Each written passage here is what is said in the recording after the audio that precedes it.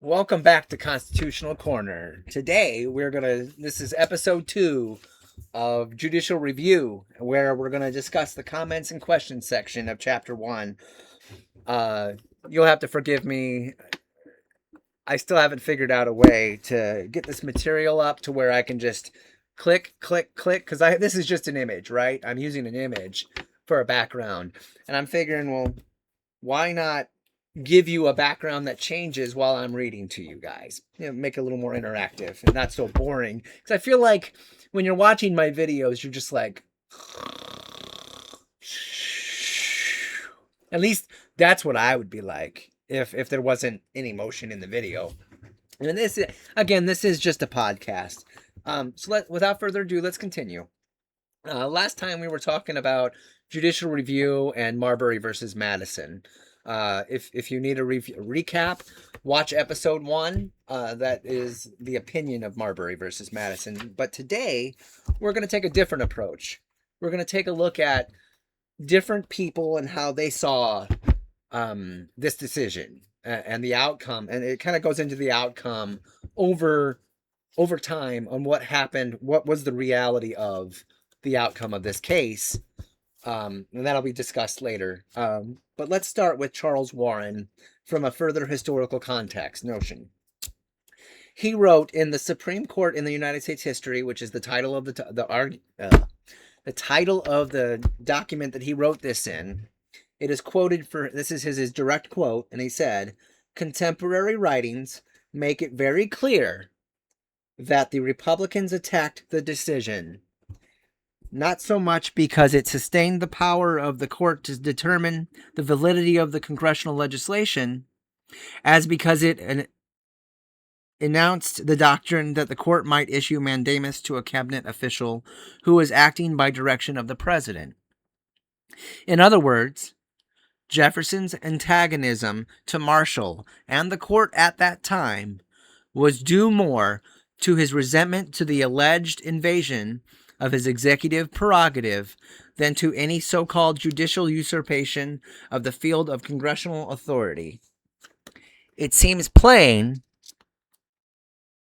at the present time that it would have been possible for Marshall, if he had been so inclined, to have construed the language of the section of the Judiciary Act, to escape the necessity to pass upon its constitutionality. Marshall naturally felt that in view of the recent attacks on judicial power, it was important to have the great principle firmly established, and undoubtedly he welcomed the opportunity of fixing the precedent in a case in which his action would necessitate a decision in favor of his political opponents." Of course, that was a direct quote for Charles Warren. And we'll go on and talk about what Morris Cohen had to say in the article titled "The Faith of a Liberal," written in 1946. The section of the Judicial Act of 1789, which is what we're talking about in Marbury versus Madison, and that's primarily what he defined as null and void,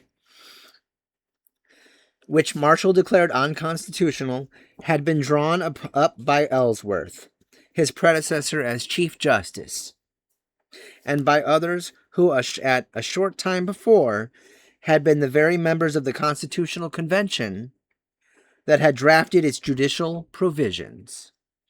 It was signed by George Washington, who had presided over the deliberations of that convention. 14 years later, John Marshall, by implication, accused his predecessor on the bench, the members of Congress, such as James Madison, the father of the Constitution, and President Washington, of either not understanding the Constitution, quote, and this is in parentheses, which some of them had drawn up, or else willfully disregarding our Constitution. It should certainly require a good deal of evidence to prove such a contention. To a secular historian, it is obvious that John Marshall was motivated by the fear of impeachment if he granted the mandamus, or dared to declare the Republican Judiciary Repeal Act of 1802 unconstitutional. Having thus refused aid to his fellow Federalists, ousted from offices created for them by a lame duck Congress, he resorted to a line of sophistical dicta to get even with his political enemy, as indeed he did also in the Aaron Burr case. In his letter to his colleague, Chase, Marshall offered to abandon judicial supremacy in the interpretation of the Constitution in return for security against impeachment. That's Morris Cohen's opinion, and that's all I'm going to be reading his opinions. I'm not giving mine. Lord knows I want to, but I'm not going to. I'm just going to read what's here. And going on, it starts talking about the text of the Constitution.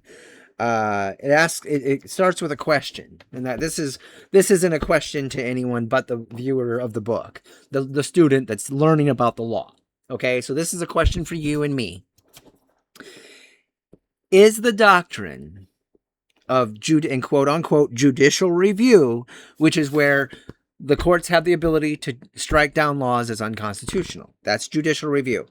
Is the doctrine of judicial review, which gives the court the power to declare an act of a coordinate branch of the government unconstitutional, compelled because a contrary rule, quote, would subvert the very foundation of all written constitutions? That's a very valid question, because Marshall in his opinion talks about that he says that it would subvert all the, if we allowed the Constitution not to be supreme, that it would subvert all constitutions. I agree with that. But there is a critic, and I'm going to give his opinion next. And that's William Van Alstyne, in A Critical Guide to Marbury versus Madison, written in 1969. So not that long ago. He says in this article, even in Marshall's time, and to a great extent today, a number of nations maintained written constitutions and yet gave national legislative acts the full force of positive law without providing any constitutional check to guarantee the compatibility of those acts with their constitutions. France, Switzerland, and Belgium, and to some extent Great Britain, where Magna Carta and other written instruments are roughly described as the Constitution, but where acts of Parliament are not reviewable. So in all of those countries, unlike America, if you go to France or if you go to England, the courts don't review the acts of legislature like they do in the United States. I'd like this guy is saying, well, look at all these other countries. They don't do it there. Well, yeah, well, good for them. I'm glad they do it here. Can you imagine if we had a legislature that wasn't checked? No thanks. That's my opinion. Again, no, I'm trying to keep my opinions to myself, but that's a bit. For us to be a free country, they have to have a check on them. They have to. All of the branches need a check. It's not, and I'm not just saying, the Supreme Court should be supreme. Absolutely not. The Supreme Court should have checks too. Every branch needs its checks. That's important, I feel. So it goes on and asks the next question and says, and I don't know if you recall, because it was a long opinion, but he out and out talks about his oath as a judge.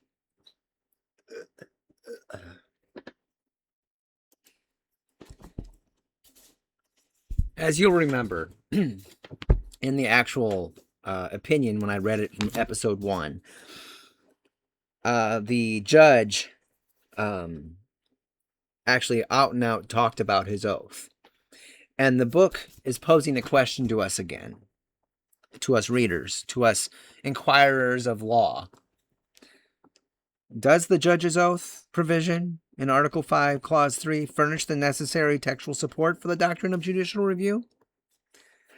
And it goes on with a dissenting remark of Justice Gibson in the case of Eakin v. Robb.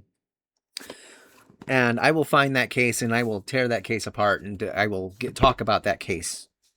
Even if it's not in this book, I'll find that case and talk about it, because I feel like it's important in this context here. I'll have to go do some digging, but for now, we're going to continue reading. And all that's really important is his opinion. Justice Gibson is a dissenting judge in Eakin v. Robb, which is 12 S&R 330, annotation PA 1825 for those that want to look it up. He says, the oath to support the Constitution is not peculiar to the judges, but it is taken indiscriminately by every officer of the government. And it is designed rather as a test of the political principles of the man than to bind the officer in the discharge of his duty. Otherwise, it were difficult to determine what operation it is to have in the case of a recorder of deeds, for instance, who, in execution of his office, has nothing to do with the Constitution, but granting it to relate to the official conduct of the judge, as well as every other officer, and not to his political principles. Still, it must be understood in reference to supporting the Constitution only as far as that may be involved in his official duty. And consequently, if his official duty does not comprehend an inquiry into the authority of the legislature, neither does his oath.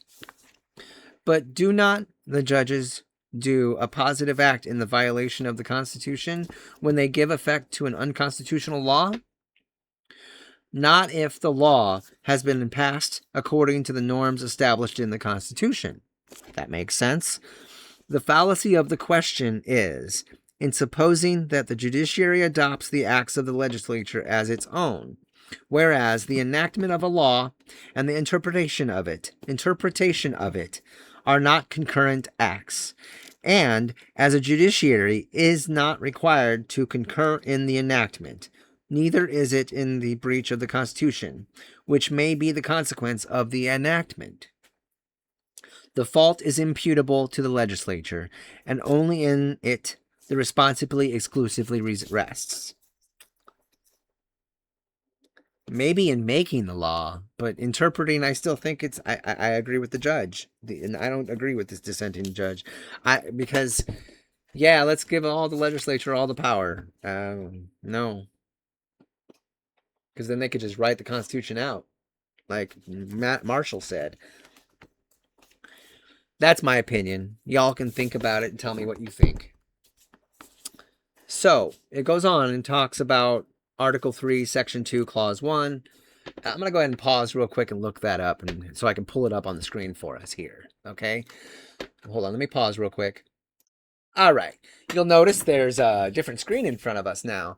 So, all right. This is the National Archives website. It's archives.gov, and you can find all kinds of wonderful, wonderful constitutional documents here. That's where all of the documents are found. Anybody can look this up. I'm just kind of giving you a different view. Okay. I've taken a short break and kind of pulled up some necessary content to talk about before I go on and talk about the rest of this content in this book.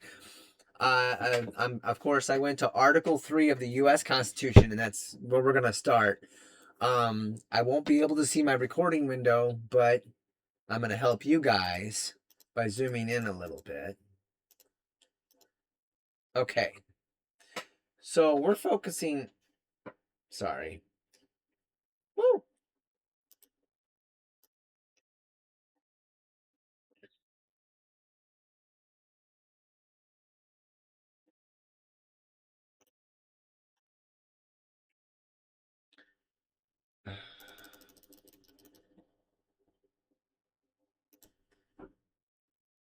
I'm going to try. Okay. I don't know if you can see that. I'm trying to make this easier to see. Okay. Well, I don't want to mess with it too much because at least it's all on one page. Anyway. So, since we're talking about court cases, I feel it's important now to highlight what they say, what it says in the Constitution about our courts. And a lot of what was depended on in Marbury versus Madison is in Article 3, Section 2, primarily. Section 1 just says that judicial power of the United States rests in the Supreme Court, right? That's it. It's a solid deal. All right, so the book here is asking the following question. What of Article 3, Section 2, Clause 1? Well, let's take a look at Section 2, Clause 1. Section 2, Clause 1 states, the judicial power... Hold on.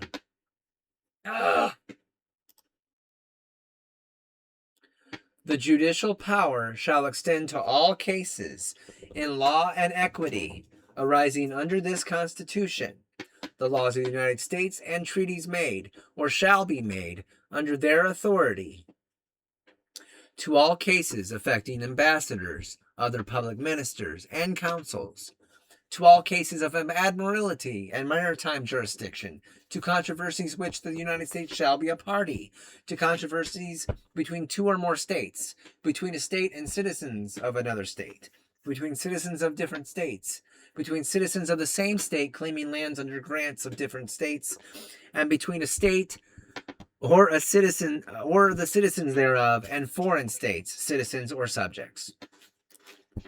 That's a mouthful. But that's what the judicial power extends to. That the Supreme Court is in charge of this clause. Their duty is to this. The Supreme Court of the United States. I hate the Zoom crap. I'm failing. This is their primary duty. Clause 1. And we'll talk more about this in a couple pages. Another question, though, it asks about is the Supremacy Clause. But what about the Supremacy Clause? Which is Article 5. Hold on. Article VI, I should say. I'm terrible with Roman numerals. Article VI, Clause 2. Oh, let's take a look. We're at Article VI. So what does Article VI Clause 2 say? It's asking what of it.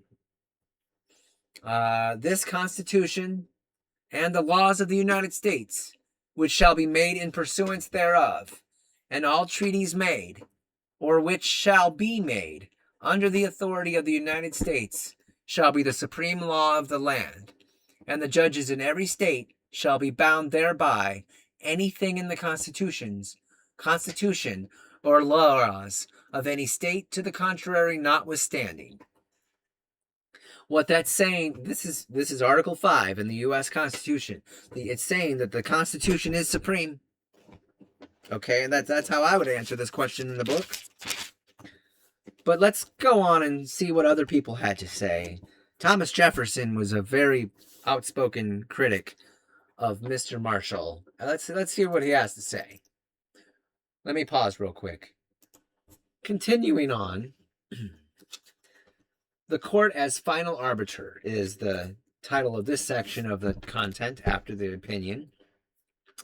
And like I said earlier, Thomas Jefferson was a very outspoken critic of Marshall for this decision.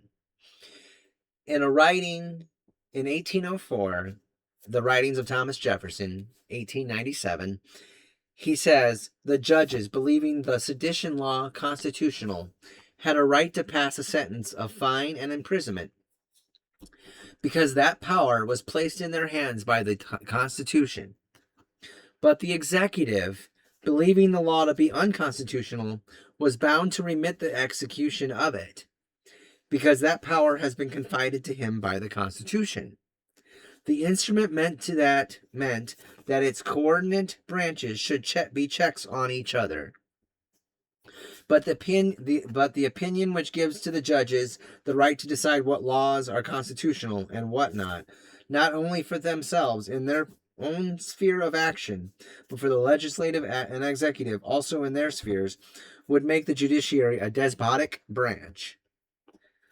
And now remember, he didn't like his opinion. Of course, he was forced to give the commission. So I can kind of see what Jefferson's saying here, that it would turn the branch tyrannical.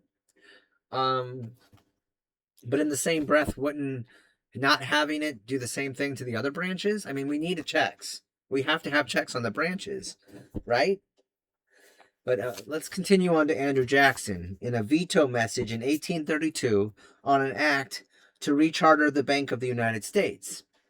Andrew Jackson was a big guy on a national bank, and that's a big no-no in our country. I think we should have a non-centralized bank, but that's an opinion for politics, not law. He says it is much duty of the House of Representatives, of the Senate, and of the President to decide upon the constitutionality of a bill or resolution which may be presented to them for passage or approval, as it is of the supreme judges when it may be brought before them for judicial decision. The opinion of the judges has no more authority over Congress than the opinion of the Congress has over the judges, and on that point the President is independent of both. The authority of the Supreme Court must not, therefore, be permitted to control the Congress or the executive when acting in their legislative capacities, but to have only such influence as the force of their reasoning may deserve. That's a little more of a milder approach, but he's still not too happy either. I believe he was and we'd have to dig into the voter calls on what side of the aisle they were. Because, of course, it's all political. Everything's political from the beginning to now. But let's keep politics out of this, shall we? And talk about facts and law. And it continues on with an Abraham Lincoln excerpt. And I love Abraham Lincoln. He was one of my personal favorite presidents. No matter what happened in our country, it was a turbulent time. Abraham Lincoln is one of my personal favorites, though. Personal opinion, of course. But he said in his inaugural address in 1861, "I do not forget the position assumed."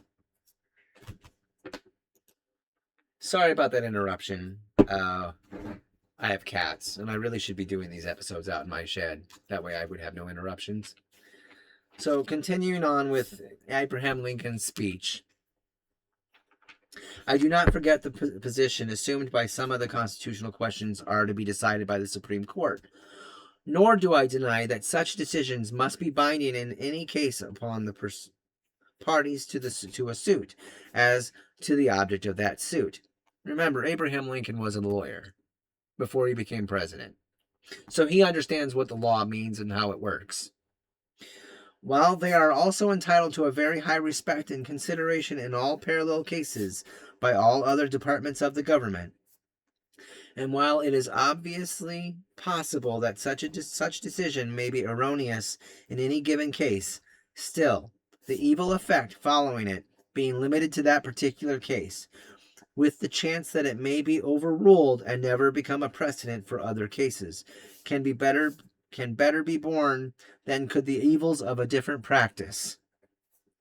At the same time, the candid citizen must confess that if the policy of the government upon vital questions affecting the whole people is to be irrevocably fixed by decisions of the Supreme Court, the instant they are made in ordinary litigation between parties in personal actions, the people will have ceased to be their own rulers, having to that extent practically resigned their government into the hands of the eminent tribunal.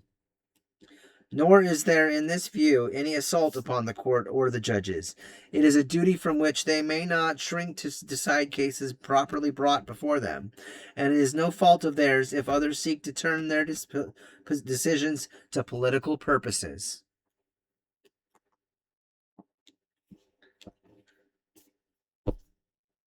And then it asks the question, are these views inconsistent with Marbury versus Madison? Does Marbury decide anything more than the court may refuse to give effect to an act of Congress where the act pertains to the judicial power itself? Van Alstyne Supra at 34, then the court claimed the power of the judicial review, quote, only in the defensive sense of safeguarding the court's original jurisdiction from congressional enlargement. Strong, Judicial Review, a tri-dimensional concept of administrative constitutional law, if you want to look that up. If the court upholds the constitutionality of a federal statute, may the president refuse to enforce it because he believes it to be unconstitutional? That's a question. May he refuse to enforce it on this ground after Congress has enacted it, but before it comes before the court? Absolutely. May he refuse to enforce it on the ground if Congress overrides his veto? Now, of course, we'll have to look at Article 2 to look at all of that, to look at the presidential powers. And it goes on to ask the question, may the president continue to enforce a statute, example, by pressing charges for its violation after the court has held it unconstitutional? That's an important question. If Congress forbids the president from taking certain action, may he do so on the ground that Congress's restriction is unconstitutional, even after the court has upheld its constitutionality? Those are some questions it asks, and then it goes on to more content. And we're going to start with Learned Hand, the Bill of Rights. It's an article. It's a book, I suppose. And it says, let us try to imagine what would have been the result if the power of judicial review did not exist. Take 5 or 10 seconds and just imagine the country right now if there wasn't the power of judicial review, where the Supreme Court could rule a law unconstitutional. Let's say that didn't exist. Think about it for a couple seconds. There would be two alternatives, each prohibitive, I submit. One was the decision of the First Department before which an issue arose should be conclusive whenever it arose later. That doctrine, coupled with its conceded power over the purse, would have made Congress substantially omnipotent, which means our Congress would be all-powerful. Omnipotent means all-knowing, all-powerful. And so what the Learned Hand is saying here is that this doctrine, coupled with its conceded power over the purse, would have made Congress substantially all-powerful if it had the right to interpret the laws.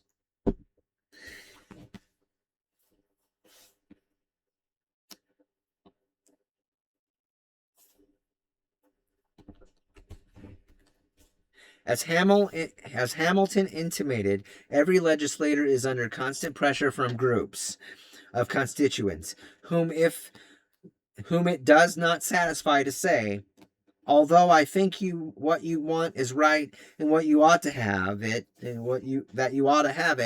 I cannot bring myself to believe that it is within my constitutional powers. Such scruples are not convincing to those whose interests are at stake, and the voters at large will not usually care enough about preserving the balance of the Constitution to offset the votes of those whose interests will be disappointed. Moreover, the second alternative would have been even worse, for under it, each department would have been free to decide constitutional issues as it thought right, regardless of any earlier decision of the others. Thus, it would have been the president's privilege, and indeed his duty, to execute only the statutes that seemed to him to be constitutional, regardless even of the decision of the Supreme Court. The courts would have entered such judgments as seemed to them consonant with the Constitution, but neither the President nor Congress would have been bound to enforce them if he or it disagreed, and without their help, the judgments would have been a waste of paper. For centuries, it has been accepted canon in interpretation of documents to interpolate into the text of such provisions, though not expressed, as are essential to prevent the defeat of the venture at hand, and this applies with especial force to the interpretation of constitutions, which, since they are designed to cover a great multitude of necessarily unforeseen occasions, must be cast in general language, unless they are constantly amended. If so, it was altogether in keeping with the established practice for the Supreme Court to assume an authority to keep the states, Congress, and the President within their prescribed powers. Otherwise, the government could not proceed as planned, and indeed would almost certainly have foundered, as in fact it almost did over that very issue. However, since this power is not a logical deduction from the structure of the Constitution, but only a practical condition upon its successful operation, it need not be exercised whenever a court sees or thinks that it sees an invasion of the Constitution. May a congressman vote against a bill because he believes it to be unconstitutional, even though the court has held it to the contrary. May the president veto such a bill on this ground. If the court has upheld the constitutionality of a federal criminal statute, may a subsequent president release and grant pardons to all persons convicted under it. See Article 2, Section 2, Clause 1. And you know what? We're not there yet, but we will certainly get to that part. We're going to explore the entire Constitution, and you're going to understand what it means. Going on, if the president altogether refuses to receive ambassadors and other public ministers, which is his right to do under Article 2, may the court order him to do so? Like what it's asking there, can the court order, let's say the president of China wants to have a meeting with our president, but Donald Trump doesn't want to have that meeting. Which, I mean, if I was him, I wouldn't want to have that meeting either. China's got its own issues. Do you think it's right that if the Supreme Court were to be able to force him to meet with the Chinese leader? That's what it's asking. Or would that be a violation of their duty? We'll find out that, in fact, it's not part of their legislature. They do not decide things like that. That would be well beyond their scope. And we'll see as I continue to read that it's beyond their scope. Their scope is related to cases. Without further ado, let's continue on, though. It says, political question. Is there a distinction between state and federal officials in respect to the binding nature of the court's decisions? That's another question. And then it goes on, and I think it's going to kind of help us answer these questions now. And I'm going to take a real quick break. I got to use the restroom real quick. I'm going to take a break. And when we get back, we'll talk about Cooper v. Aaron and what it set forth. Henry Hart and Herbert Weschler. We're going to talk. Charles Black had something to say. Clinton McCleskey had something to say. Martin Shapiro had something to say. And James Thayer had something to say. That's what's next on episode 2 of Constitutional Corner.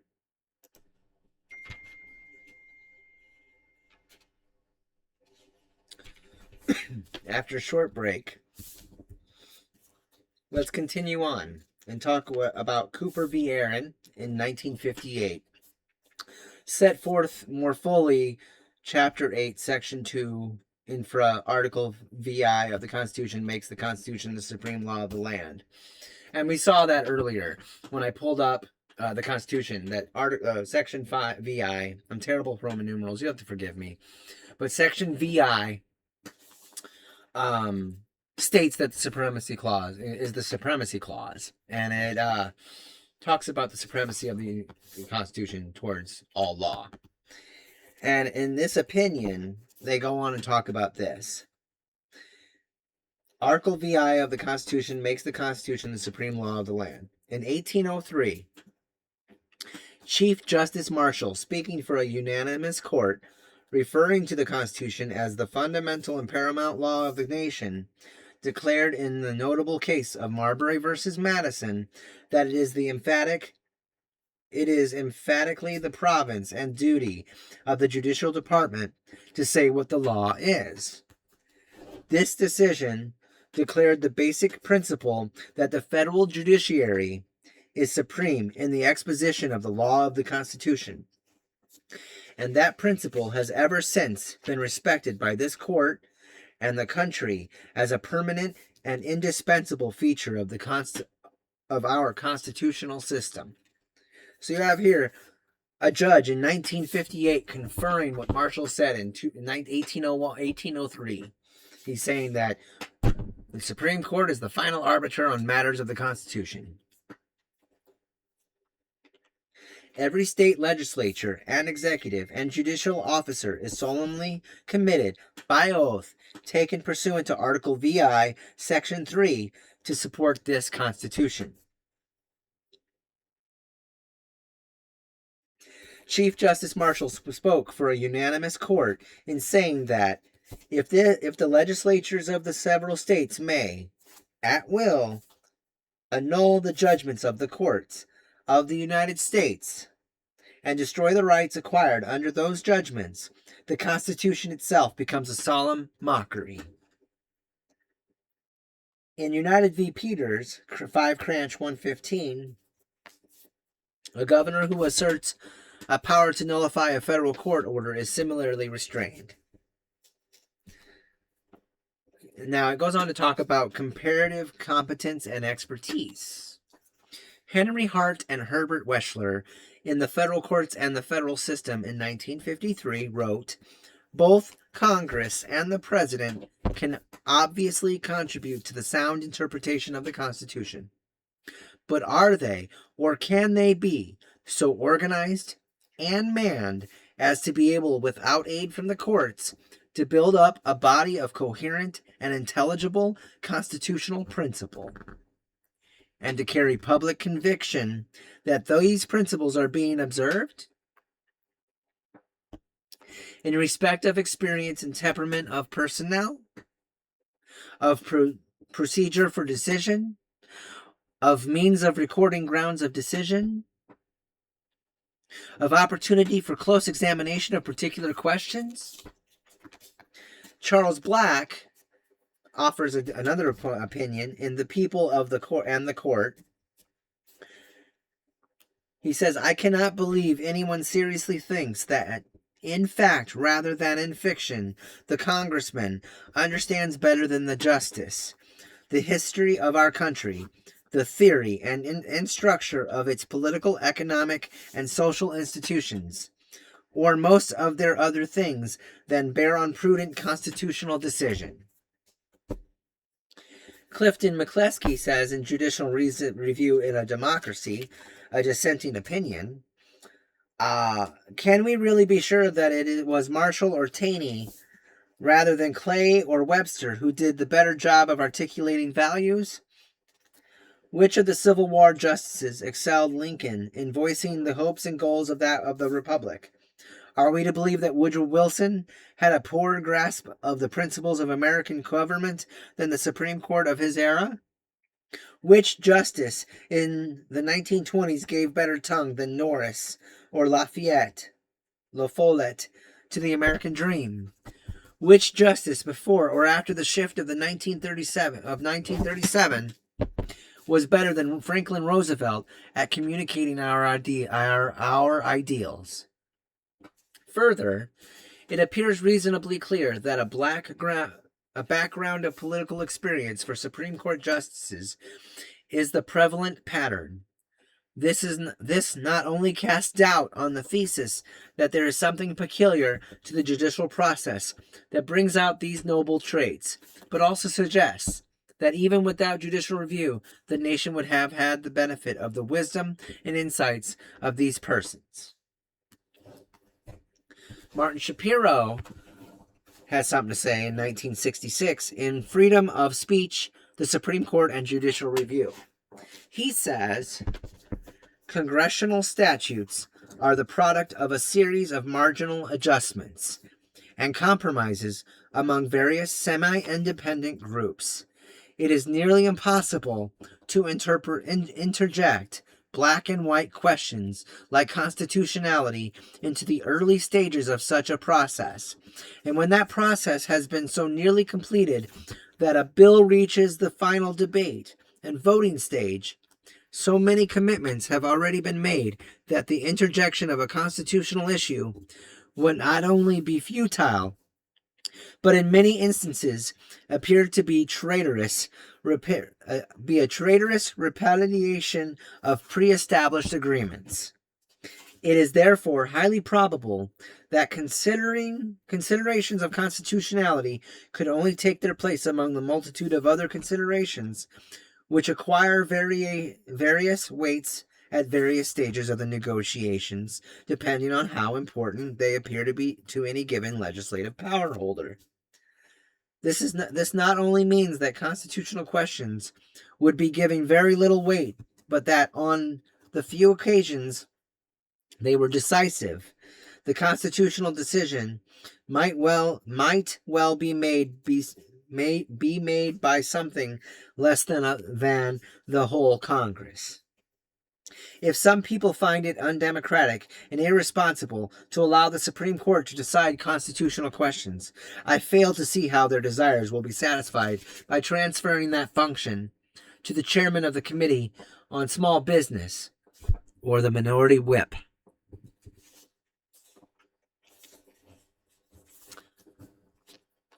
The standard of review. It goes on to talk about the standard of review.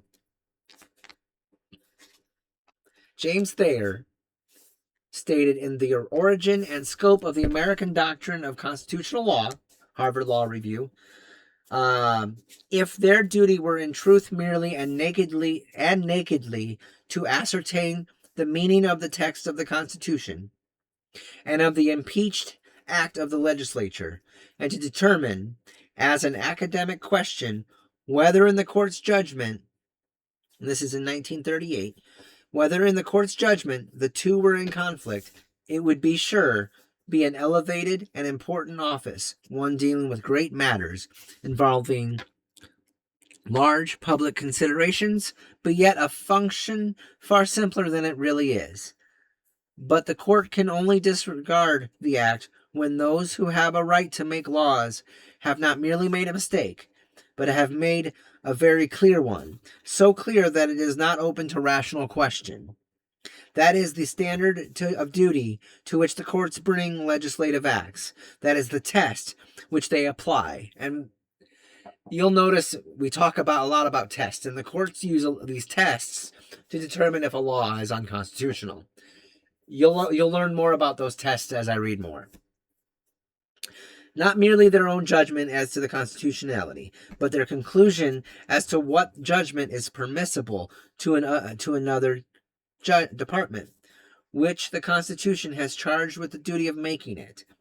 This rule recognizes that, having regard to the great complex ever-unfolding exigencies of government, much which will seem unconstitutional to one man or body of men may reasonably not seem so to another, that the Constitution often admits of different interpretations, that there is often a range of choice and judgment, that in such cases the Constitution does not impose upon the legislature any one specific opinion, but leaves open this range of choice, and whatever choice is rational is constitutional. It goes on to say, in the standard of review, Alexander Bickle, says in Taken Seriously, that was the name of the article. What year was this? Doesn't say. What? Alrighty then, it doesn't say the year. That's a first. Anyway, Alexander Bickle, in Taken Seriously,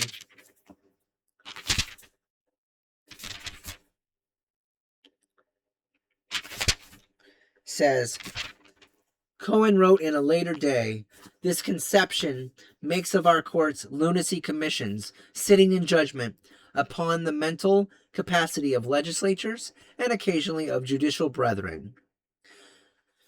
That is cleverly put, but the principle of constitutional rationality of legislation is nevertheless meaningful in respect to certain types of issues, and is by no means trivial in either the number or the importance of the instances in which it can come into play. The rule of the clear mistake aims at accommodation with the theory of representative democracy. It proceeds from the realization, in the words of Mr. Justice Frankfurter, that courts, quote, are not representative bodies. They are not designed to be a good reflex of a democratic society. Therefore, the rule is meant to limit the area of judicial policy making, keeping the judicial function distinct from the legislative and thus capable of being justified. It is a conceptual tool for distilling out of a typical public issue one element of principle, as distinguished from a number of allowable choices that may be made on grounds of expediency. But the rule does not lead by indirection to a total abdication of the power of judicial review. He goes on and says, the relevant distinction on certain types of questions is not between rationality and lunacy, but between rationality and will, or perhaps it is meaningful to say between rationality and uncontrolled emotion. It is not lunatic to take the position that the public service must be kept clear of any taint of disloyalty, and that to exclude that from it, even possible innocent persons, is to take absolutely no chances. That is a sane and a zealous attitude. But it is not rational. It is not even thoughtful. It is governed by heightened emotion, anxiety in this case, and it will not pass the test of a calm judgment resting on allowable inferences drawn from common human experiences. Such a judgment will vary with what is known of relevant human experience. It must be an informed judgment, and it may change as it becomes better informed, but it will discriminate between arbitrary guesses and calculations of probability. In any event, that is the court's independent judgment to make, and unless one takes a cynical view of human capacity to reason, it is a possible judgment, and one that will answer the two descriptions of correct or erroneous. Whatever the deference owned by the court to Congress or the president is the same deference due to federal administrative officials, state legislators, city councils. What about local police officers? It asks. It goes on, and now we're talking about judicial review, and democracy. Another article by Alexander Bickel, another, I guess, in the same article, and Alexander Bickel says, the root difficulty is that judicial review is counter-majoritarian, is a counter-majoritarian force in our system. That means it's against the majority. When the Supreme Court declares unconstitutional a legislative act or action of an elected executive, it thwarts the will of representatives of the actual people of the here and now. It exercises control, not on behalf of the prevailing majority, but against it. This is what Alexander Bickel has to say. That without mystic overtones is what actually happens. It is an altogether different kettle of fish. And it is the reason the charge can be made that judicial review is undemocratic. Most assuredly, no democracy operates by taking continuous nose counts on the broad range of daily governmental activities. Nevertheless, although democracy does not mean constant reconsideration of decisions once made, it does mean that a representative majority has the power to accomplish a reversal. This power is of the essence, and it no less because it is often merely held in reserve. It is true, of course, that the process of reflecting the will of the popular majority in the legislature is deflected by various inequalities of representation, and by all sorts of institutional habits and characteristics which perhaps tend most often in favor of inertia. Yet impurities and imperfections, if such they be, in one part of the system, for no argument for total departure from desired norms in another part.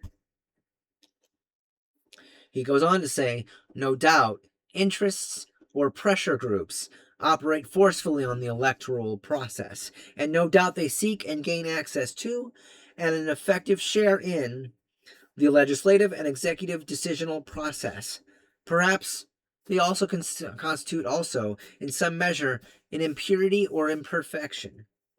But no one has claimed that they have been able to capture the governmental process, except by combining in some fashion, and thus capturing or constituting Are not the two verbs synonymous? A majority. They often tend themselves to be majoritarian in composition and to be subject to broader majoritarian influences. And the price of what they sell or buy in the legislature is determined in the biennial or quadrennial electoral marketplace. Well, that's an interesting way to put the voting process. So what he's saying here is he's calling every time we vote for these people, we vote for Congress and vote for president, he's calling it the electoral marketplace. That is such a colorful way to say that. I like it. I do. I hope everyone else likes that. I like that, though. Judicial review works counter to this characteristic, he says. It therefore does not follow from the complex nature of a democratic system that, because admirals and generals and members, say, of the Federal Reserve Board or of this or that administrative agency are not electorally responsible, judges who exercise the power of judicial review need not be responsible either, and in neither case is there a serious conflict with the democratic theory. For admirals and generals and the like are almost often responsible to officials who are themselves elected and through whom the line runs directly to a majority. What is more significant, the policies they make are or should be interstitial or technical only and are reversible by legislative majorities. A fact of great consequence. Nor will it do to liken judicial review to the general law-making function of judges. In the latter aspect, judges are indeed something like administrative officials, for their decisions are also reversible by any legislative majority, and not infrequently they are reversed. Judicial review, however, is the power to apply and construe the Constitution in matters of the greatest moment against the wishes of the legislative majority, which is in turn powerless to affect the judicial decision. And then it continues on, and there's a lot here. We're only about halfway through this chapter. We're nearing an hour. I feel like I'm going to have to take a break here in a minute and do a separate episode and to continue on. I'm going to try to get a little bit further. Yeah, I'm going to try to get to varying standards of review on page 21. I'm on page 15. Ugh. I'm going to take a break real quick. I've changed my mind. I think I'm going to try to finish this chapter. This might end up with a 2-hour recording, but here goes. So continuing on page 15, the next section is by J. Skelly Wright, in the role, the Supreme Court in a Democratic Society. That's the title of the document. He says, this argument for judicial restraint not only overplays the court's deviancy, but also overstresses its immunity from democratic processes. To begin with, the justices are appointed by the president, the one elected official whose constituency is the nation as a whole. On the average, a new appointment is made every 22 months. And as Justice Frankfurter reminds us, judges are men, not disembodied spirits, who are blind to the political reality among them.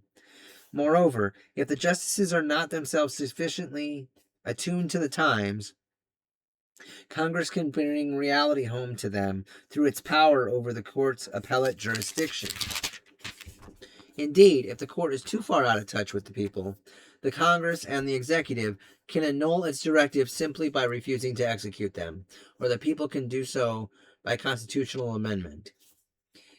In sum, although the court is not politically responsible, it is likely to be politically responsive. It has to be.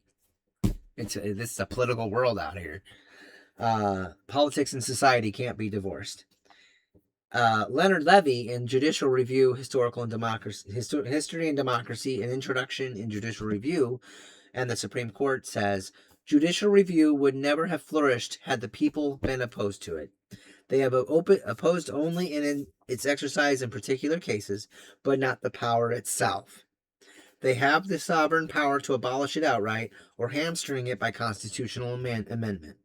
The President and Congress could bring the court to heel even by ordinary legislation.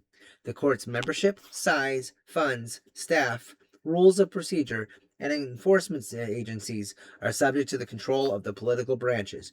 Judicial review, in fact, exists by the tacit consent of the governed.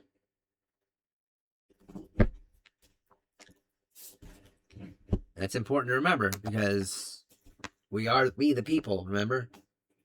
But it is important to have that judicial review, to have a third person looking into things that are had not gotten there necessarily politically. That's the goal. So Eugene Rostow, in the Democratic Character of Judicial Review, a Harvard Law Review, in some selected essays, he says, it is error to insist that no society is democratic unless it has a government of unlimited powers, and that no government is democratic unless its legislature has unlimited powers. Constitutional review by an independent judiciary is a tool of proven use in the American quest for an open society of widely dispersed powers. In a vast country of mixed population with widely different regional problems, such an organization of society is the surest base for the hopes of democracy. Woo! The price of judicial independence, Judge Hand concludes, is that judges should not have the last word in those basic conflicts of right and wrong.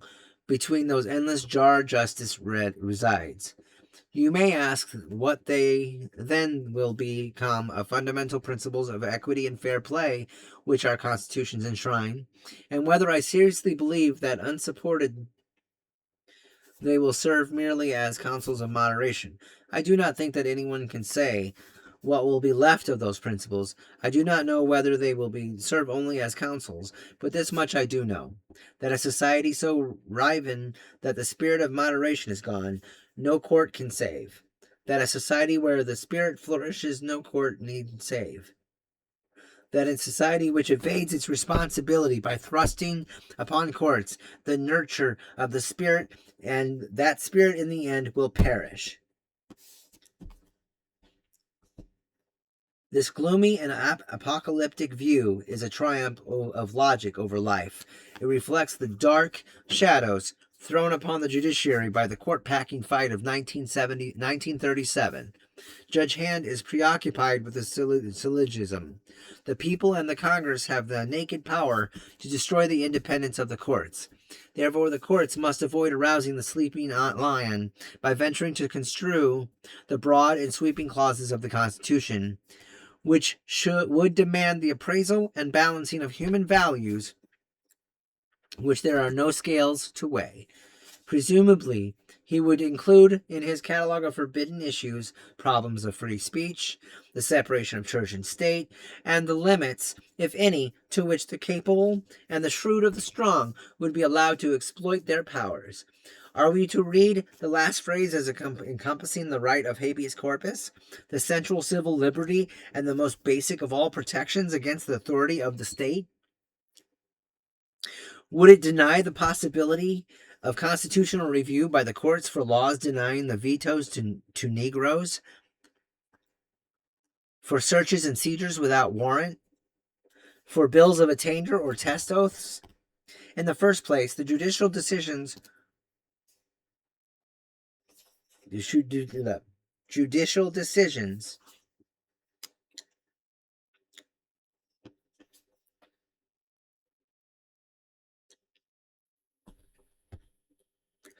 which brought on the storm in 1937 were not in this area at all.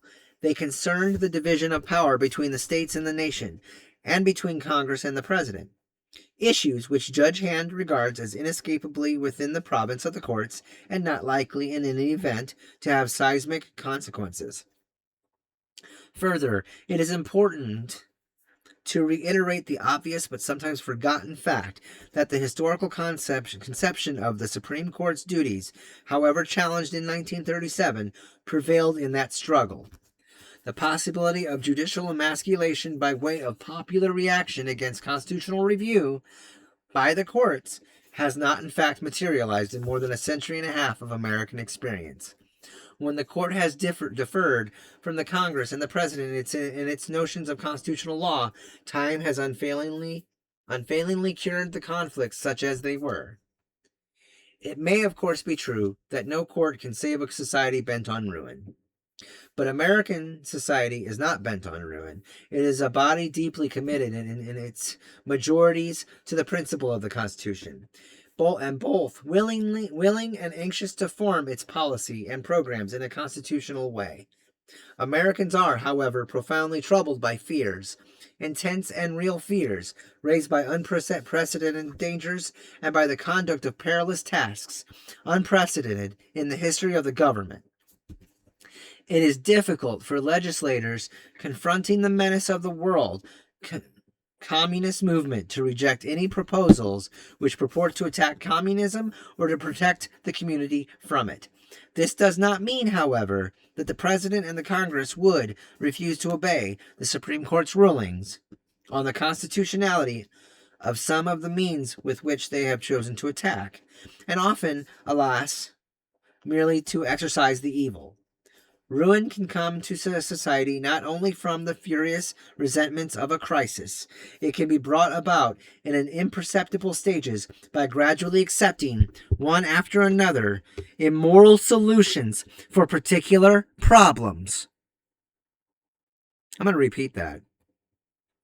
Ruin can come to a society not only from the furious resentments of a crisis.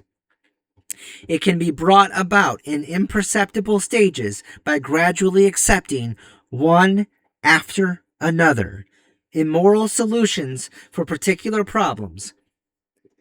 The relocation camps conducted during World War II for Japanese residents and for Americans of Japanese descent are the precedent for the proposal that concentration camps be established for citizens suspected of believing in revolutionary ideas. Nor, quote, no more broadly is it true as a matter of experience that a vigorous lead from the Supreme Court inhibits or weakens popular responsibility in the same area. The process of forming public opinion in the United States is a continuous one with many participants. Congress, the President, the press, political parties, scholars, pressure groups, and so on. The discussion of problems and the declaration of broad principles by the courts is a vital element in the community experience, through which American policy is made. The Supreme Court is, among other things, an educational body, and the justices are inevitably teachers in a vital national seminar. Ooh, I love the way he worded that. Can one doubt, for example, the immensely constructive influence of the series of decisions in which the court is slowly asserting the right of African Americans, I'm not going to read the word, it says Negroes, and this is written in like 1960, to vote and to travel, live and have professional education without segregation. This was in during the segregation time. These decisions have not paralyzed or supplemented legislative or community action. They have precipitated it. They have not created bigotry. They have helped to fight it. Here's Alexander Bickel again. He says many actions of the government have two aspects. Their immediate, necessarily intended, practical effects, and their perhaps unintended or unappreciated bearing on values we hold to have more generally and permanent interest. It is a premise we deduce not merely from the fact of a written constitution, but from the history of the race, and ultimately as a moral judgment of the good society. That government should not serve not only what we conceive from time to time to be our immediate material needs, but also certain enduring values. This, in part, is what is meant by government under law.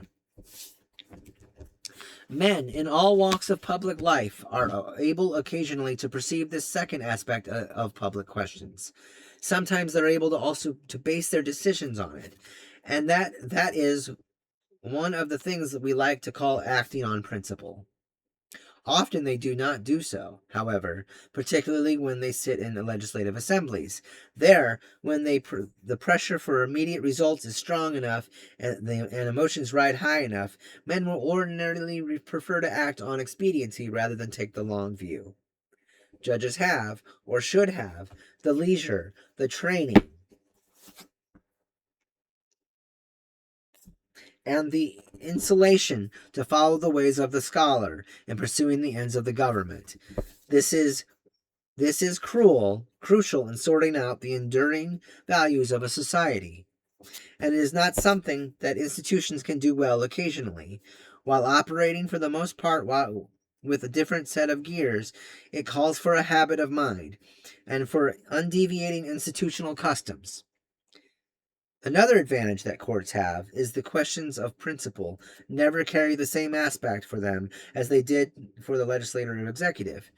Statutes, after all, deal typically with abstract or dimly foreseen problems.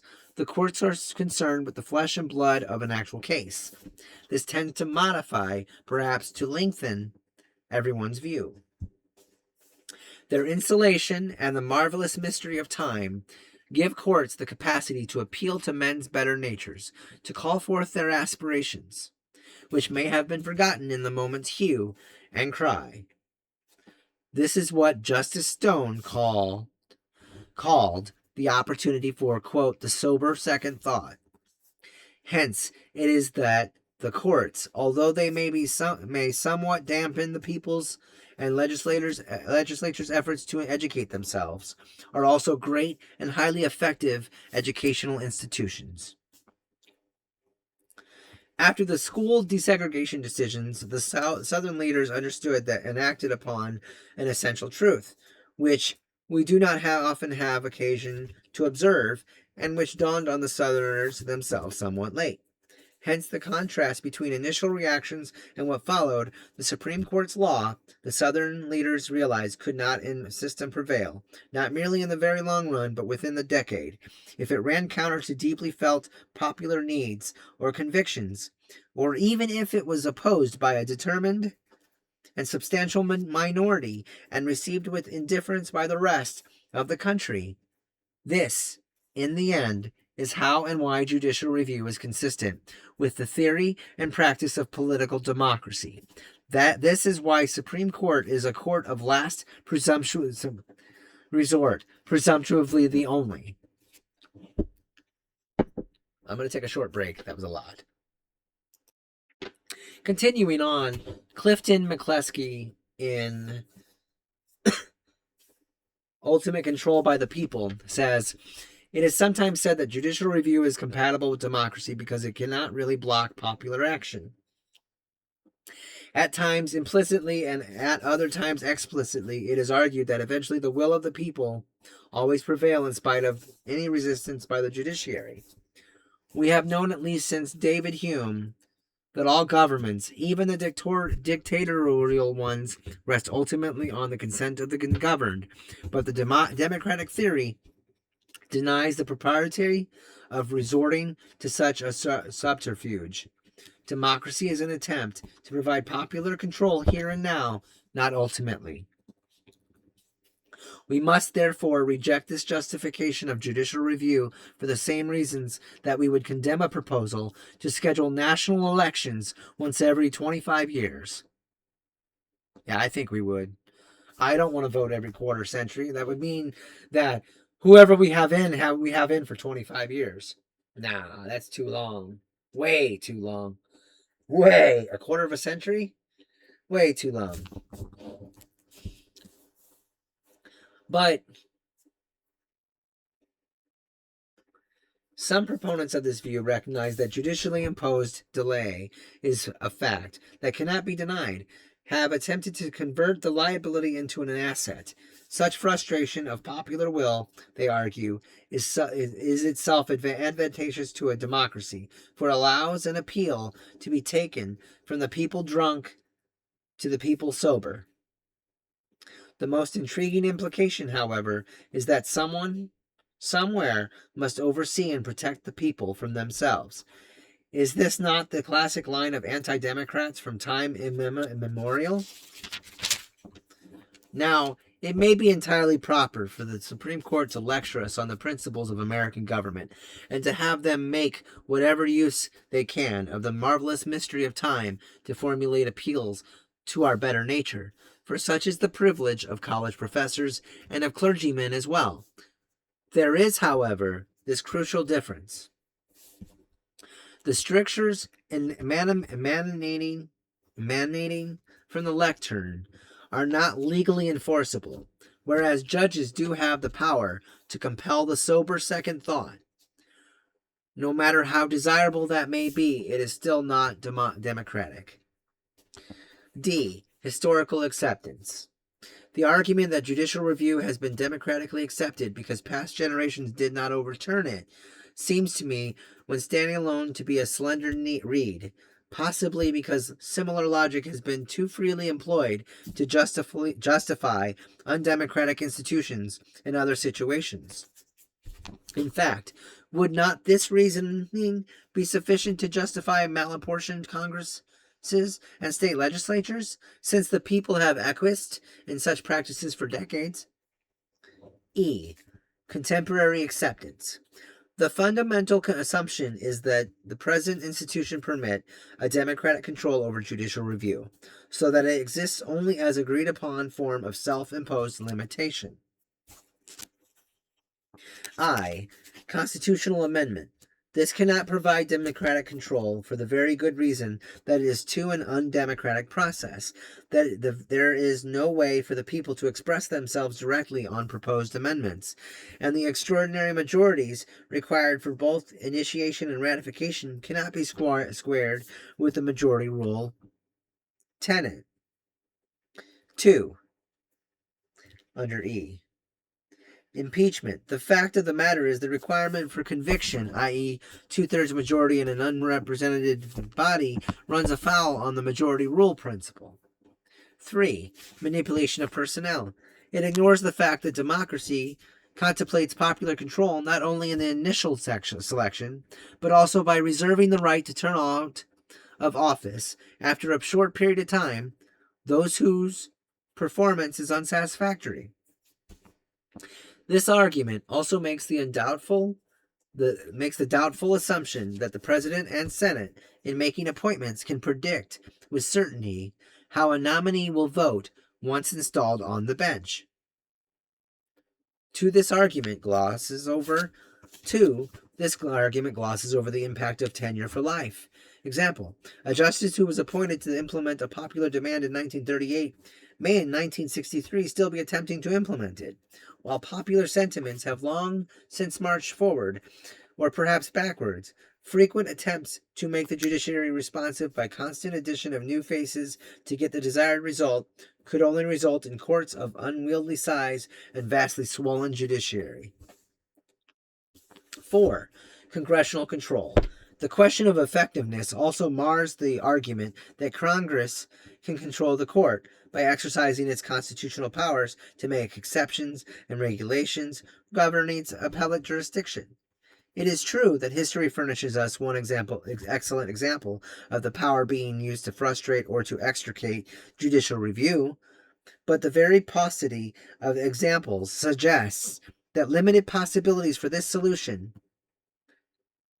What Congress can do theoretically may not be in fact practicable. Resort to this blunderbuss with sufficient frequent to approximate effective popular control would demoralize and upset the judicial process, a consideration certain to be in the minds of congressmen when confronted with proposals to use it. There are many people who are satisfied with the arrangement and in favor of curtailing democracy and continuing judicial review.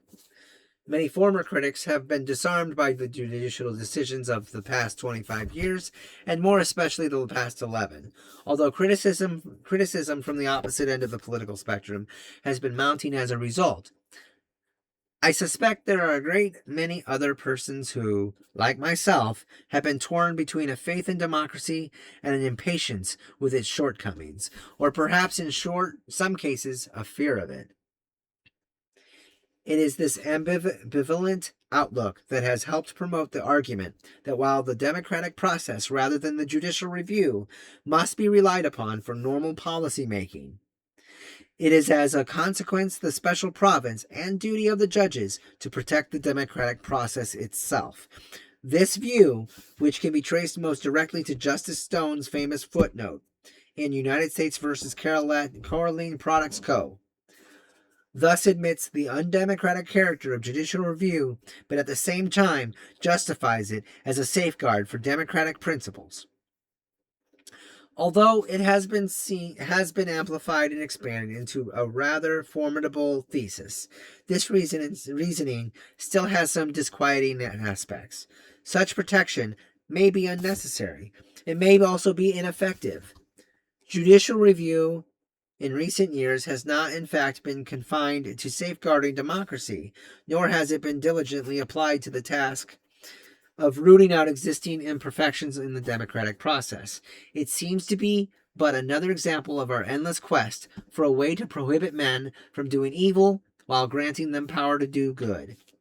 And yet, as treacherous as that sands of the doctrine may be, it seems to provide sufficient footing for some, at least, to walk that fine line between acceptance and rejection of democratic premises. We're going to take a short break. And then we're going to talk about the United States versus Caroline Products. Varying standards of review. We've got another court case. Ooh, I'm excited. Yeah, this is another court case. First, we're going to take a short break. Where we last left off, I was going to talk about United States versus Caroline Products Company. It was a case in 1938. And I believe this is just the opinion. Yeah, it looks like just the opinion. There's no background.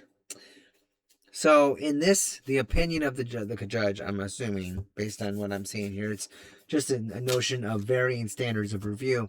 But the judge in United States versus Caroline Products Co., and that case was cited as 304 U.S. 144, 152 N period 4, 58 Supreme Court S period CT period 778, 783, 82 L edition 1234 1241. That's a long number. That's the case number. I'm sorry in advance. And he says in that case that there may be a narrower scope for operation of the presumption of constitutionality when legislation appears on its face to be within a specific prohibition of the Constitution, such as those of the first 10 amendments, which are deemed equally specific when held to be embraced within the 14th. It is unnecessary to consider now whether legislation which restricts those political processes which can ordinarily be expected to bring about repeal of undesirable legislation is to be subjected to more exacting judicial scrutiny under the general prohibitions of the 14th Amendment than are most other types of legislation.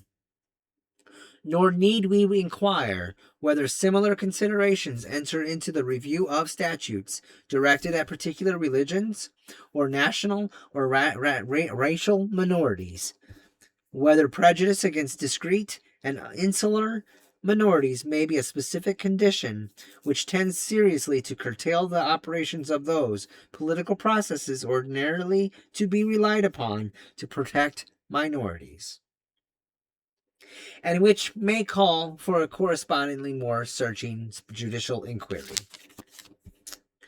Jesse Chopper on the Warren Court and Judicial Review said that granting that the Supreme Court is a deviant institution in the American democracy, it must also be recognized that, in an important sense, the Constitution itself is similarly anti-majoritarian, or if you will, anti-democratic, at least in a limited fashion. Its provisions set the boundaries of each federal department's power vis-a-vis that of the others of a federal power vis-a-vis that of the states of government power vis-a-vis that of the individual. That the Constitution commands that these powers may not be exceeded by simple majority will and establishes certain enduring general values, ultimately subject to democratic modification, but only if the buffer zone of the amendment process is crossed. And that buffer zone is 2/3 states. It's quite a lengthy process. It's only been done like 20 times, I think. The perplexing questions here are: when is the Constitution violated? What body of government should decide?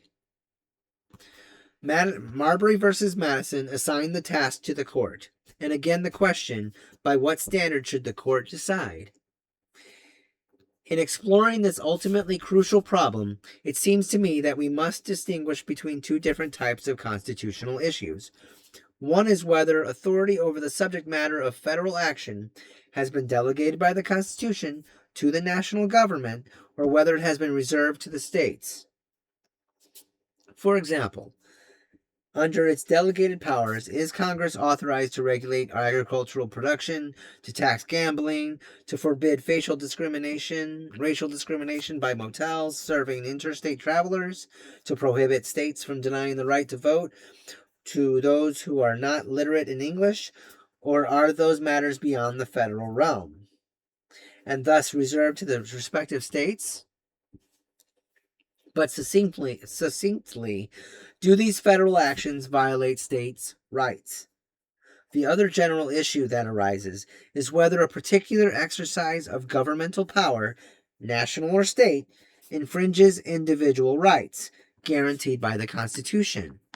Without exhausting the list of these individual rights afforded constitutional protection, or in any way attempting to define their substantive content, one need only refer, as examples, to the original Constitutional's prohibitions of bills of attainder and ex post facto laws, to the first 8 amendments, popularly known as the Bill of Rights, to the 14th Amendment guarantees of due process and equal protection. It seems to me that if the constitutional issue is only of states' rights, the role of the Supreme Court should be severely limited.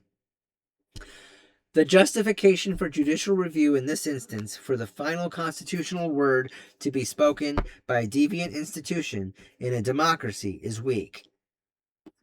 The states whose constitutional rights are allegedly being assaulted are well represented in the councils of national government, especially the Congress.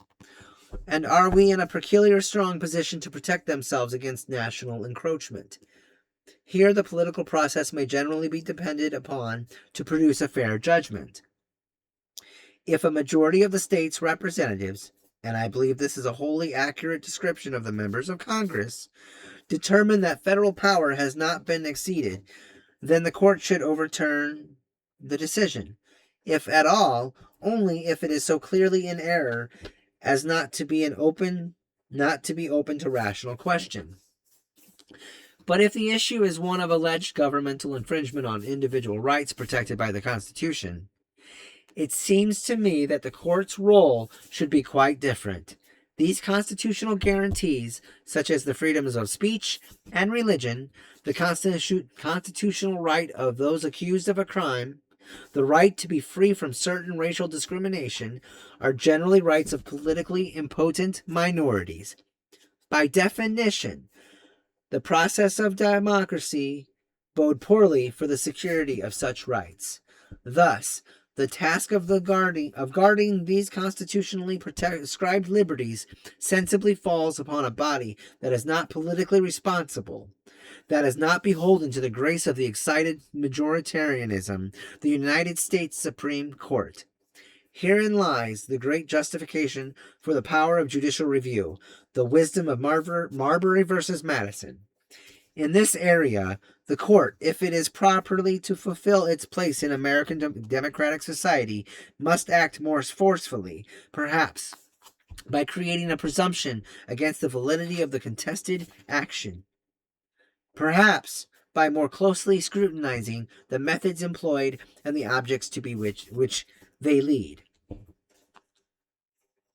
Archibald Cox, in The Role of the Supreme Court in American Society, says, The task of protecting the individual against the aggressions of government, which under our system usually means aggressions willed by representatives of a majority of the people, often conflicts with the court's special duty of maintaining the frame of government, which includes the separation of legislative and judicial power. Judicial review calls upon the court to go over the very social, political, and economic questions committed to the Congress and state legislatures. Yet it can scarcely do so without usurping, in some degree, the legislative function of weighing and balancing competing interests. The conventional escape from this dilemma is to say that the conclusions of Congress will stand unless they are so wrong upon any state of fact that might rationally be supposed to exist, and as to be irrational, arbitrary, or capricious, fundamentally unfair, or shocking to the conscience of a free people. The formula has substance to command it, but the difference between saying that an important law is foolish and saying that it is an arbitrary or violates fundamental rights lies chiefly in the strength of the speaker's conviction.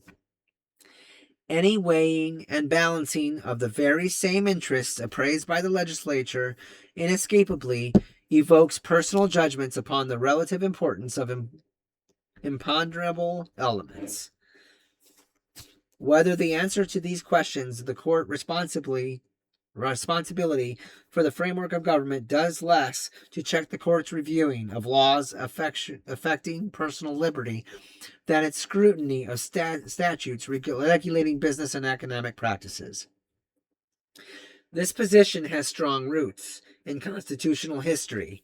The Bill of Rights is the chief express constitutional limitation upon legislative power. It is concerned not with the physical safety of society, jobs, or economic activity and security, the bricks and mortar of the community, but with the realm of the spirit. The framers dreamed that if their hopes for civil liberty were codified, men's energies of mind and spirit released from fear would flourish. They also knew that society's respect for the freedom of the man to grow and choose the best he can discern must be founded upon the protection of privacy and just and humane criminal procedure, regulation of economic activity, and the use of property would seem to belong in a different area of discourse. We're going to take a short break. All right, after a nice little break, only got a couple more pages to go and we'll be done. It shouldn't take much longer. I'm sorry, it's like an hour and a half podcast today. There's a lot of content, though, to go over. So, Robert McCloskey in Economic Due Process in the Supreme Court and an Exhumation and Reburial in 1962, it was an article he wrote in. He says, judges and professors are talkers both by profession and avocation. It is not surprising that they would view freedom of expression as primary to the free play of their personalities. But most men would probably feel that an economic right, such as freedom of occupation, was at least as vital to them as the right to speak their minds. And no one's saying it's not important. But he's kind of giving his opinion here. But most men, Mark Twain would surely have felt constrained in the most fundamental sense if his youthful aspiration to be a riverboat pilot had been frustrated by a state-ordained system of nepotism. Needless to say, no disparagement of freedom of expression is here intended, but its arguably importance to the human spirit, on the one hand, does not furnish an adequate ground for downgrading all economic rights on the other. Interesting take. Some further observations. It goes on, and these are just a couple more observations, and we'll actually have another court case to go through, so that's exciting. That case is Martin versus Hunter Lessie. It was established in 1816. But before we get into that, I've got two more people that have things to say about judicial review and what we've been talking about. Louis Jaffe, Jaffe. I'm horrible with pronunciation. Please help me. Impromptu remarks. It's a Harvard Law Review. He says, there is no area in which criticism at its most intense is more appropriate or more to be anticipated than the area of constitutional adjudication. There will be and there should be popular response to the Supreme Court's decision, not just in the informed criticism of law professors, but the deep-felt, emotional-laden, unsophisticated reaction of the laity. This is so because more than any court in the modern world, the Supreme Court makes policy, and it is at the same time so little subject to formal democratic control. Violently expressed hostility to a decision may indeed increase the difficulty of enforcing it, and of course significantly affect the shape of its translation into an ongoing system of rules and remedies. Once granting that public opinion is intrinsic. Well, sorry, I lost my place. Once granting that public opinion is intrinsic to a democratic system, its operation cannot be cabined, cribbed, or confined to formal legal paths. We are, of course, deeply shocked where it is not the private citizen, but the public official under oath to uphold the law who leads to flouting it. But great political decisions, such as desegregation and reapportionment, do involve major confrontations of political power, and the form in which such decisions become viable is inevitably a consequence of the whole political process. A process which involves a great variety and gradation of lawmaking phenomena. It is precisely to conserve its power and prestige in those cases in which it cannot do otherwise that the Supreme Court should be made aware that each and every bold policy decision will bring into the political arena. One more statement from Charles Black in The Structure and Relationship in Constitutional Law says, there is nothing in our entire governmental structure which has a more leak-proof claim to legitimacy than the function of the courts in reviewing state acts for federal constitutionality. It seems to me Congress could have provided me for this even without an Article 3, simply by creating a court and endowing it with the power to perform this necessary and proper function. Insofar, then, as legitimacy and origin is relevant to the judicial or political public attitude toward the judicial work, the court ought to feel no slightest embarrassment about its work of reviewing state facts for the federal constitutionality. It seems very clear, moreover, that all present-day political considerations strongly impel toward the same conclusion. In policing the actions of the states for their conformity to legal constitutional guarantees, the court represents the whole nation, and therefore the whole nation's interest in seeing those guarantees prevail. In their spirit and in their entirety, the court is in all practical effect the delegate of Congress to do this work. Virtually all intense political trouble about the court's role in the last 3 decades concerns its functioning in the role whose legitimacy is not so much as fairly debatable. The Supreme Court in our times is a dangerous, controversial institution charged with the duty of bringing the states into line with national law. And is it not plain that what is chiefly objected to is not the court as such, but the fact of being brought into line? I'm going to take a short break. I need a water break. My mouth is dry from all the talking. We're going to take a short break, and then we're going to talk about Martin versus Hunter Lessie, another case that was decided by the Supreme Court in 1816. So,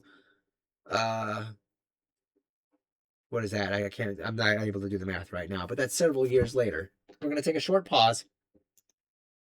Hello, everybody. Sorry about that short break. I got some something to drink, got some water. My throat is good to go. My throat was getting quite dry there. As I'm sure you can imagine, it's been an hour and a half of me sitting here babbling on. So as I said right before I took a break, I'm nearing the end of chapter 1. Okay, so we're about to start moving into different material very soon. But just know that it has one more case to discuss, and that is Martin versus Hunter's Lessee. It was the case name, the actual official number, the official case name is Martin versus Hunter Lessee, 1 wheat period 304 comma 4 L period ED period 97, and in parentheses the year, which is 1816. This case came on writ of error from the Court of Appeals of Virginia, which had refused to obey the mandate of the Supreme Court, quote, requiring the judgment rendered in this very cause at an earlier term to be carried into due execution. The court, per Story J. Marshall, the Supreme Court, not sitting, held that the federal appellate power does not extend to cases pending in state courts, and that the 25th section of the Judiciary Act, which authorizes the exercise of the instant jurisdiction, is supported by the letter and spirit of the Constitution. Quote, the language of Article 3 is manifestly designed to be mandatory upon the legislature. Its obligatory force is so imperative that Congress could not, without a violation of its duty, have refused to carry it into operation. The judicial power of the United States shall be vested, not may be vested, in one Supreme Court. Shall be vested, not may. And in such inferior courts as Congress may, from time to time, ordain and establish. If, then, it is the duty of Congress to vest the judicial power of the United States, it is a duty to vest the whole judicial power. The language, if imperative as to one part, is imperative as to all. If it were otherwise, this anomaly would exist, that Congress might successfully refuse to vest the jurisdiction in any one class of cases enumerated in the Constitution, and thereby defeat the jurisdiction as to all. For the Constitution has not singled out any class on which Congress are bound to act in preference to others. Quote, the next consideration is, as to the courts in which the judicial power shall be vested. It is manifest that a Supreme Court must be established. This leads us to the consideration of the great question as to the nature and extent of the appellate jurisdiction of the United States. We have already seen that appellate jurisdiction is given by the Constitution to the Supreme Court in all cases where it has not original jurisdiction.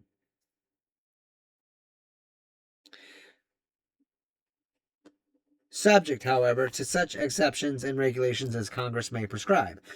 And as there is nothing in the Constitution which restrains or limits this power, it must therefore, in all other cases, subsist in the utmost latitude of which, in its own nature, it is susceptible. Quote, as then, by the terms of the Constitution, the appellate jurisdiction may be exercised in all other cases than those of which it has original cognizance. What it is there to restrain its exercise over state tribunals in the enumerated cases If the judicial power extends to the case, it will be in vain to search in the letter of the Constitution for any qualification as to the tribunal where it depends. It is incumbent, then, upon those who assert such a qualification to show its existence by necessary implication. It is plain that the framers of the Constitution did contemplate that cases within the judicial cognizance of the United States not only might, but would, arise in the state courts in the exercise of their original jurisdiction, pointing to their supremacy clause. Suppose an indictment for a crime in a state court, and that defendant should allege in his defense that the crime was created by an ex post facto act of the state. Must not the state court, in the exercise of a jurisdiction which has already rightfully attached, have a right to pronounce on the validity and sufficiency of the defense? It was foreseen that in the exercise of their original jurisdiction, state courts would incidentally take cognizance of cases arising under the Constitution, the laws and treaties of the United States. Yet, to all these cases, the judicial power, by the very terms of the Constitution, is to extend. It cannot extend by original jurisdiction. If that was already rightfully and exclusively attached in the state courts, which, as has been already shown, may occur, it must therefore extend by appellate jurisdiction, or not at all. It would seem to follow that the appellate power of the United States must, in such cases, extend to state tribunals. It has been argued that such an appellate jurisdiction over state courts is inconsistent with the genius of our governments and the spirit of the Constitution, that the latter was never designed to act upon state sovereignties, but only upon the people, and that if the power exists, it will materially impair the sovereignty of the states and their independence of their courts. We cannot yield to the force of this reasoning. It is a mistake that the Constitution was not designed to operate upon states in their corporate capacities. It is crowded with the provisions which restrain or annul the sovereignties of the states in some of the highest branches of their prerogatives. The 10th section of the first article contains a long list of disabilities and prohibitions imposed upon the states. Nor can such a right be deemed to impair the independence of state judges. It is assuming that the very ground in controversy to assert that they possess an absolute independence of the United States. In respect to the powers granted to the United States, they are not independent. They are expressly bound to obedience by the letter of the Constitution. Admitting that the judges of the state courts are, and always will be, of as much learning, integrity, and wisdom as those of the courts of the United States, which we very cheerfully admit, it does not aid the argument. It is manifest that the Constitution was proceeded upon a theory of its own, and given or withheld powers according to the judgment of the American people by whom it was adopted. We can only construe its powers, and cannot inquire into the policy or principles which induced the grant of them. The Constitution was presumed, whether rightly or wrongly, we do not inquire. The state attachments, state prejudices, state jealousies, and state interests might sometimes obstruct or control, or be opposed to obstruct or control the regular administration of justice.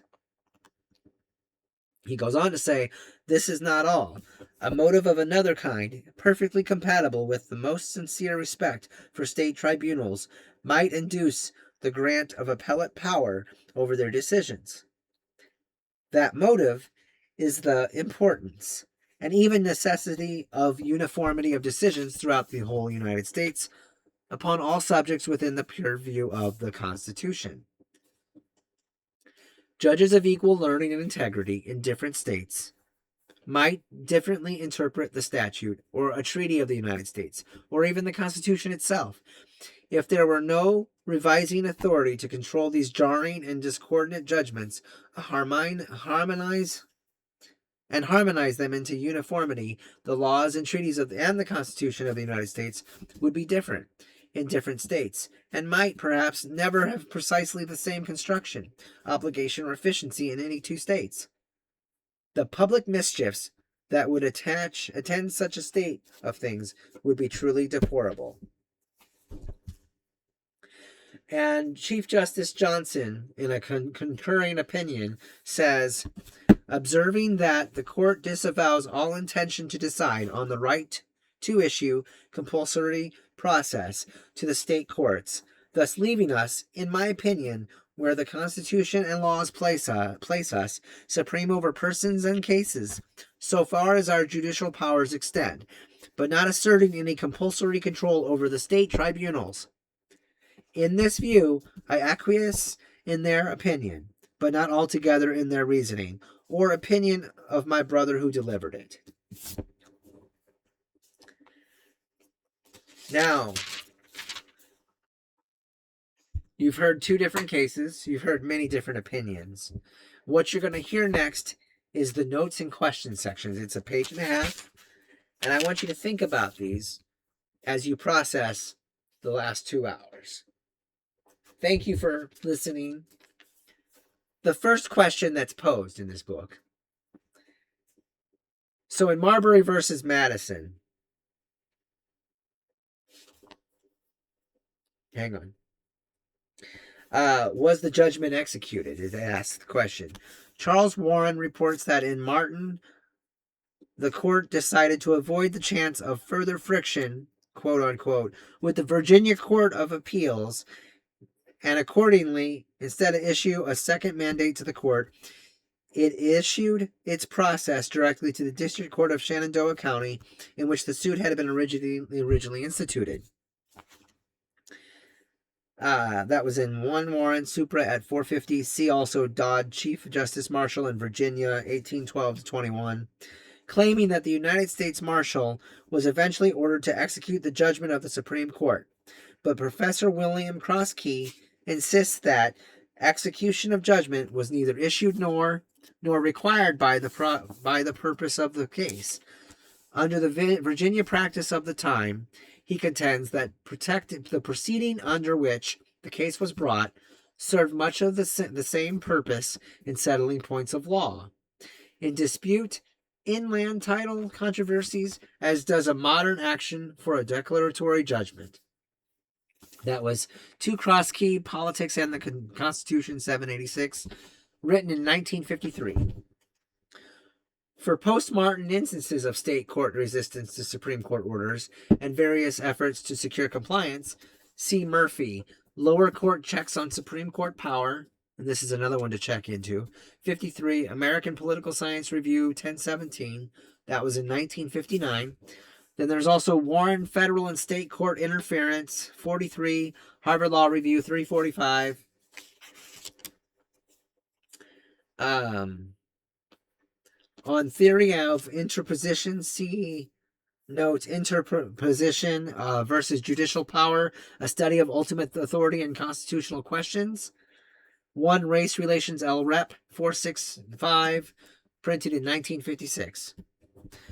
Number 2, Cohens versus Virginia, which sustained that the court's appellate jurisdiction under Section 25 of the Judiciary Act to review state criminal proceedings and is generally viewed as reaffirming and supplementing Martin v. Hunter Lessee. See example 2, Warren Supper 2 at 10, has stronger links historically with McClug versus Maryland, and these are all cases we'll eventually get to. Cohens arose as follows. Appellants were found guilty in a Virginia court of selling lottery tickets in violation of state law. Their defense was that the lottery was organized by the city of Washington under a congressional statute authorizing the city to establish a national lottery. On appeal to the Supreme Court, they were met with the contentions that the court had no jurisdiction to review a state criminal case, and in any event, Congress had no power to permit the sale of lottery tickets in a state which prohibited such sale. As to the jurisdictional point, Virginia argued The state of Virginia argued that if when the state is a party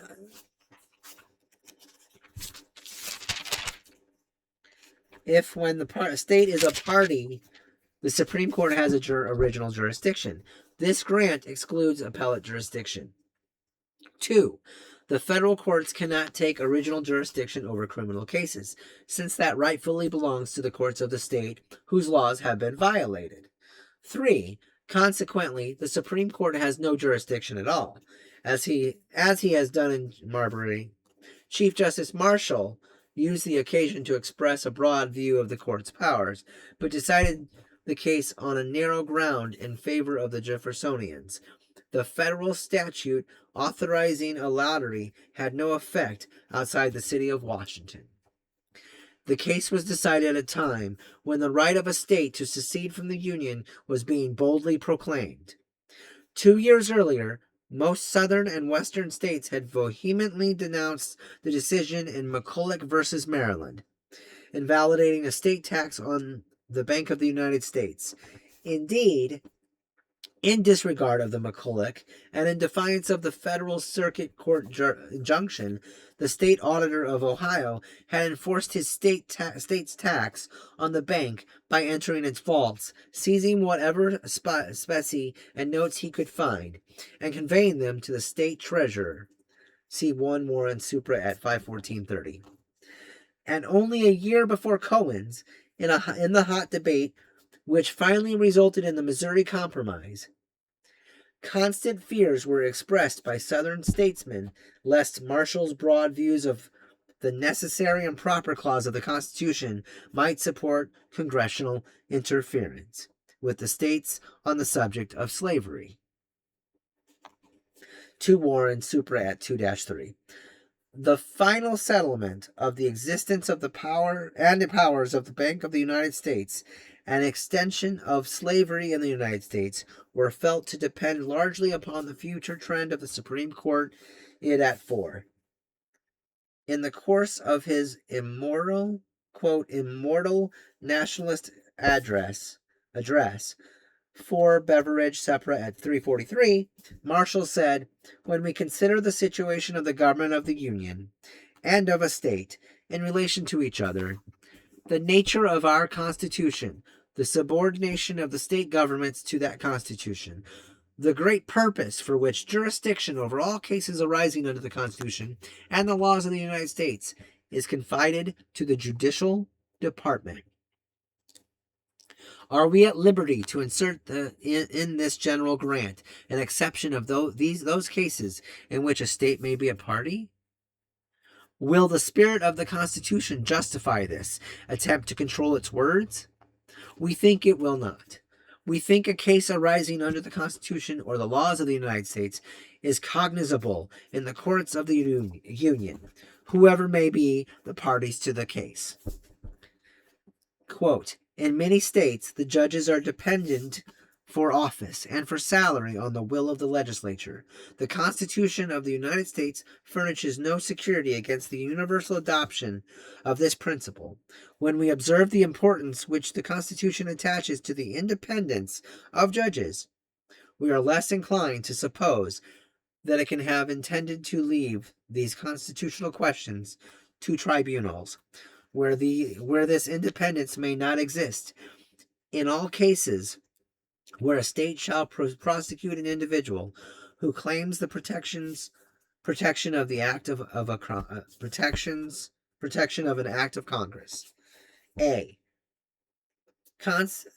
constitution is framed for ages to come, and it is designed to approach immorality as nearly as human institutions can approach it. Its course cannot always be tranquil. It is exposed to storms and tempests, and its framers must be unwise, statesmen indeed, if they have not provided it, so far as its nature will permit, with the means of self-preservation from the perils it may be destined to encounter. No government ought to be so defective in its organization as not to contain within itself the means of securing the execution of its own laws against other dangers than those which occur every day. Courts of justice are means most usually employed, and it is reasonable to expect that a government should repose on its own courts rather than on others. With that, I leave you. That's the end of chapter 1. Your thoughts? Comments? I'd like to hear what you have to say. It's a lot to take in. That was about 2.5 hours of material between Marbury versus Madison and Martin Hunter versus Leslie and all the opinions in between.